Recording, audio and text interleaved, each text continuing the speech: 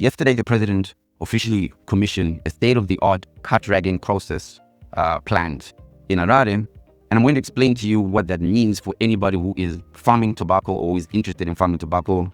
I will make you understand this monster that Ruddland and Mnangagwa have put their hand together on. There's a problem that's been happening for the last 42 years. 98% of all the tobacco we grow, ship it out of the country. It goes, okay?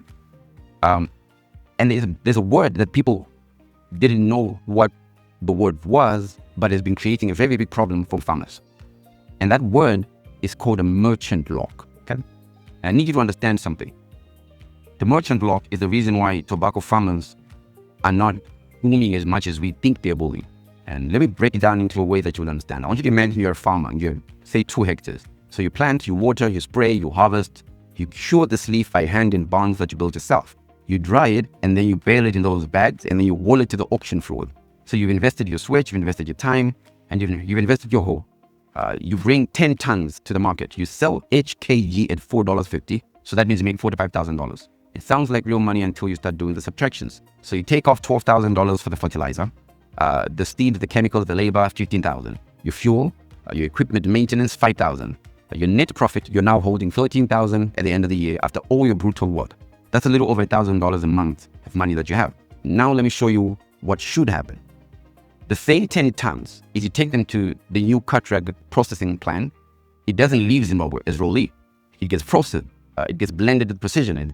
They cut it with the exact specifications, they dry it to 13.5% moisture.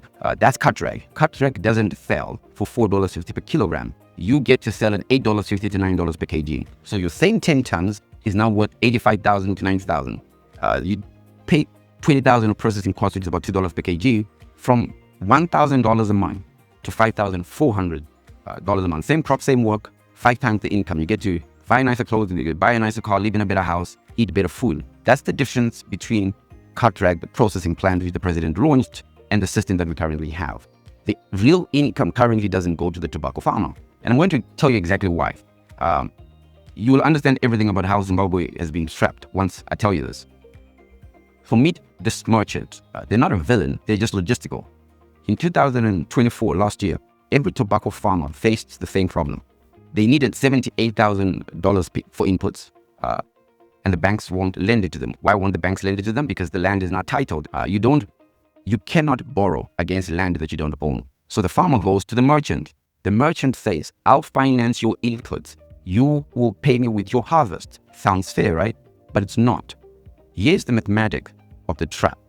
The merchant knows that the farmer is desperate. So the merchant knows that without them, there is no crop.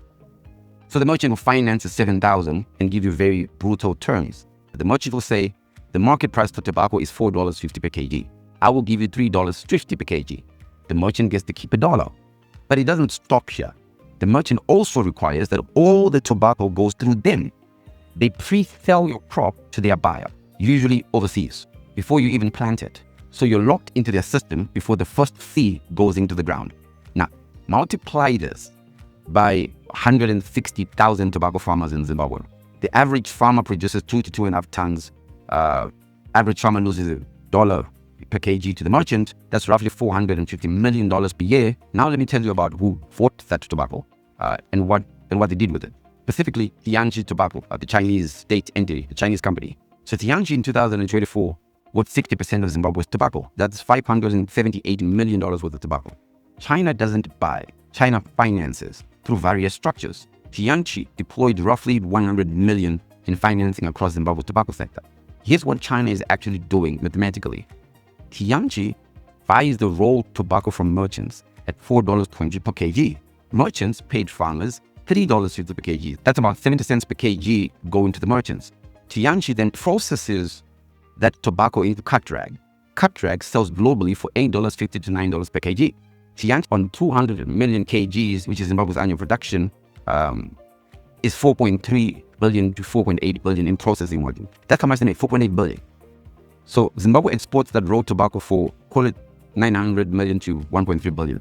The processing value that leaves as finished product, the money that never gets to touch Zimbabwe, is $4 billion.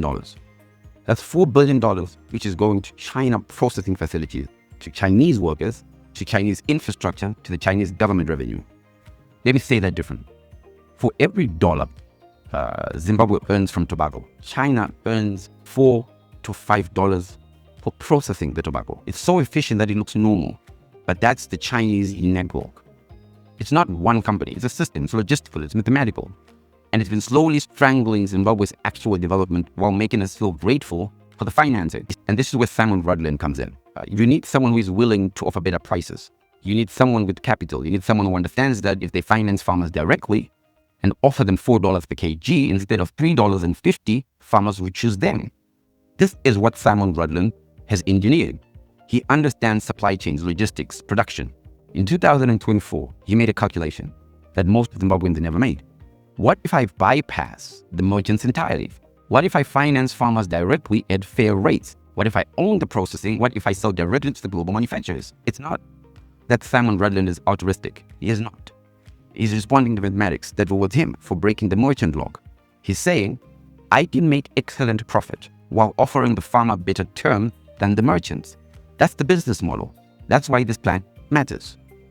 If it works, that means $480 million in value captured for workers, supply chain, infrastructure. This money stays in Zimbabwe. That's not aspirational. That's basic arithmetic. And that's the difference between a $1.3 billion raw export industry and a $4 billion value-added industry.